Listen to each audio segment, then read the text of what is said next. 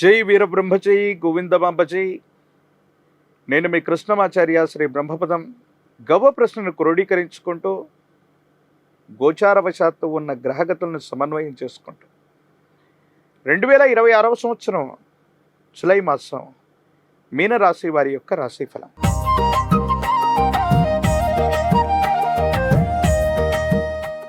శివాయ బ్రహ్మణే నమ. వీరబ్రహ్మేంద్ర స్వామిని నమో నమ. జై వీరబ్రహ్మజై గోవిందమాంబజై. వచ్చినటువంటి ఫలితం 5. ఇది బుధుడికి సంబంధించినటువంటి ఫలితం. మీనరాశి జాతకుల యొక్క జీవన విషయంలో కెరియర్కు సంబంధించిన అంశాలు చాలా ఉన్నతంగా ఉన్నాయి. కొత్త ఉద్యోగాన్ని వెతుక్కోవడానికి సరైనటువంటి సమయం ఇది. చేస్తున్న వృత్తి వ్యాపార సంబంధమైనటువంటి అంశాల్లో సానుకూలవంతమైనటువంటి మార్పులు కలగడానికి కూడా అవకాశం ఉంది. ఏది ఏమైనప్పటికీ కూడా దైనందిన జీవితంలో యోగదాయకమైనటువంటి ఫలితాలు, అనుకూలవంతమైనటువంటి స్థితిగతులు రావటానికి అవకాశం ఉన్నటువంటి సందర్భం.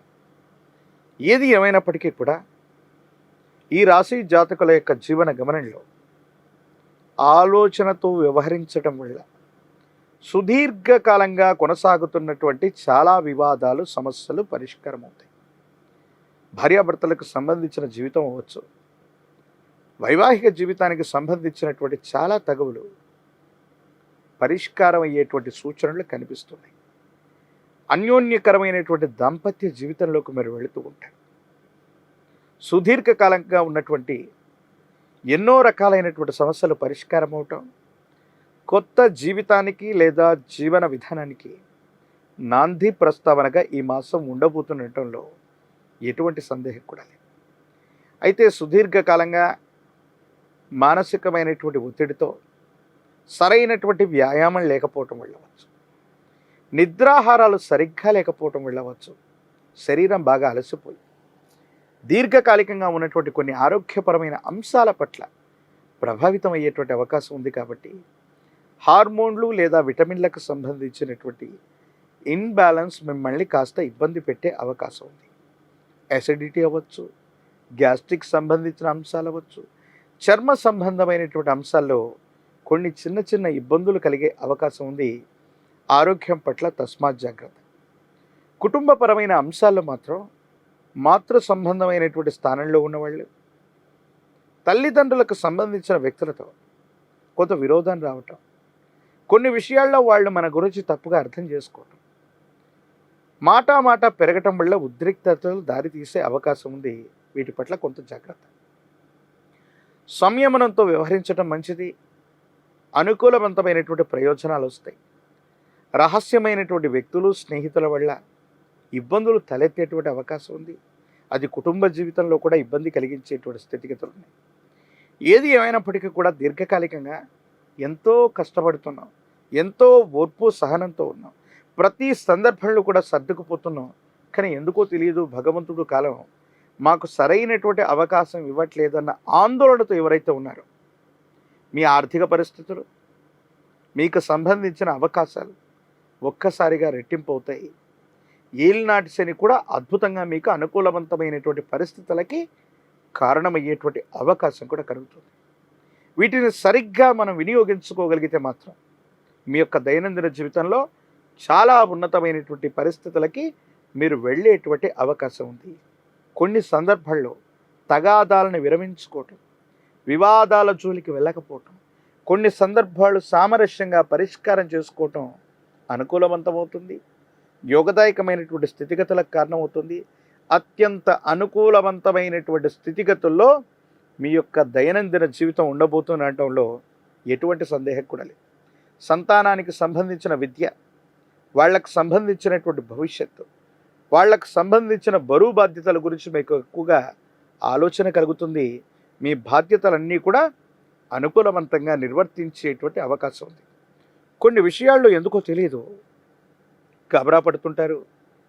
మీకు సంబంధించిన భవిష్యత్తు గురించి, రేపటి గురించి ఆలోచించినటువంటి మీరు ఈ మధ్యకాలంలో రేపటి రోజు ఏమైపోతుందో, ఉద్యోగంలో ఏమైనా సమస్యలు వస్తాయేమో, వ్యాపార సంబంధమైన అంశాల్లో ఏమైనా ఇబ్బందులు వస్తాయేమో, సమీపమైనటువంటి భవిష్యత్తు నాకు అనుకూలవంతంగా ఉంటుందా లేదా అన్న మానసిక సంఘర్షణ మిమ్మల్ని ఇబ్బంది పెడుతుంది.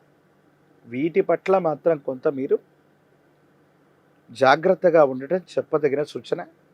విరామం, విశ్రాంతి లేకుండా ఆలోచించటం, ప్రయాణం చేయటం, పని మీద మనసు లగ్నమై ఉండటం వల్ల మాత్రమే ఇటువంటి ఇబ్బందులు వస్తూ ఉంటాయి.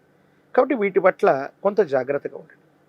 మిమ్మల్ని బాగా ఉపయోగించుకొని మీ పనితీరుని, మిమ్మల్ని బాగా ఉపయోగించుకునేటువంటి వ్యక్తుల యొక్క సమూహం అధికమవుతూ ఉంటుంది. అంటే మనకి ప్రయోజనం లేకపోయినప్పటికీ కూడా ఎదుటి వ్యక్తులు మనల్ని ఉపయోగించుకునేటువంటి తీరులో మాత్రం వాళ్ళు చాలా లాభపడతారు. మనకు మాత్రం కొన్ని విషయాల్లో మనం వెనుకంజ వేసే అవకాశం ఉంది. మీరు చేస్తున్న వృత్తి, ఉద్యోగ సంబంధమైన అంశాల కంటే కూడా కొత్త మార్గంలో మీరు వెళ్ళటం, ప్రత్యేకించి అదృష్టకరమైన కొన్ని అవకాశాలు కలిసి రావటం, మీ శ్రేయోభిలాషుల వల్ల అనుకూలవంతమైనటువంటి స్థితిగతులు రావటం వల్ల లాభం చేకూరుతుంది. ఆర్థికంగా ధనాన్ని సంపాదించగలిగిన పరిస్థితులు మీ దైనందిన జీవితంలో రాబోతూ ఉంటాయి. ఏది ఏమైనప్పటికీ కూడా ఈ రాశిలో ఉన్నటువంటి రాజకీయపరమైనటువంటి రంగంలో ఉన్న వాళ్ళకి ఏలినాటి శనిలో కూడా అద్భుతమైన అవకాశాలు కలిసి వస్తాయి. ప్రత్యేకించి విద్యార్థులు ఏకాగ్రతతో కూడిన చిత్తంతో ప్రయత్నం చేస్తేనే సరైనటువంటి ఉత్తీర్ణత లభిస్తుంది. నిరుద్యోగులకి మరో ప్రయత్నంలో సఫలీకృతమయ్యేటువంటి అవకాశం కనిపిస్తుంది. వివాహం కానటువంటి స్త్రీ పురుషులకి యోగదాయకమైనటువంటి కాలం. ప్రత్యేకించి మీనరాశి జాతకులు తమ దైనందిన జీవితంలో అనుకూలవంతమైన ఫలితాన్ని పొందడానికి శుక్రవారం పూట మీ సమీప ప్రాంగణంలోని అమ్మవారి స్వరూపాల్లో సాత్వికంగా ఉన్నటువంటి అమ్మవారి స్వరూపాలు లేదా మహాలక్ష్మీ దేవి దేవతా స్వరూపాలు విశేషంగా ఆరాధన చేసే ప్రయత్నం చేయండి. పాయసాన్ని నివేదన చేయటం, తియ్యని నెయ్యితో తయారు చేసినటువంటి మిఠాయిలు లేదా విశేషవంతమైనటువంటి నివేదనని దేవీ దేవతా స్వరూపాలు కలిగినటువంటి ప్రాచీనమైనటువంటి ఆలయ ప్రాంగణంలో శుక్రవారం పూట నివేదన చేస్తే అద్భుతమైనటువంటి ఫలితాలు వస్తాయి. శ్రీ సూక్తాన్ని అనునిత్యం వినండి. లక్ష్మీ అష్టోత్తరం చేత అమ్మవారిని పూజించే ప్రయత్నం చేయండి. శ్రీచక్ర మేరువు కలిగినటువంటి విశేషవంతమైన ప్రాచీనమైన అమ్మవారి స్వరూపాన్ని ఒక్కసారి ఆరాధన చేసి వస్తే చాలు, అద్భుతమైనటువంటి ఫలితాలు మీరు పొందేటువంటి అవకాశం ఉంది. ఒక పంచముఖి రుద్రాక్షని, మహాకాలభైరవ రక్షణ మెళ్ళలో ధరిస్తే అద్భుతమైనటువంటి ప్రయోజనాలు వస్తాయి. నరఘోష, నరదిష్టి, నరపీడలు నివారించబడతాయి.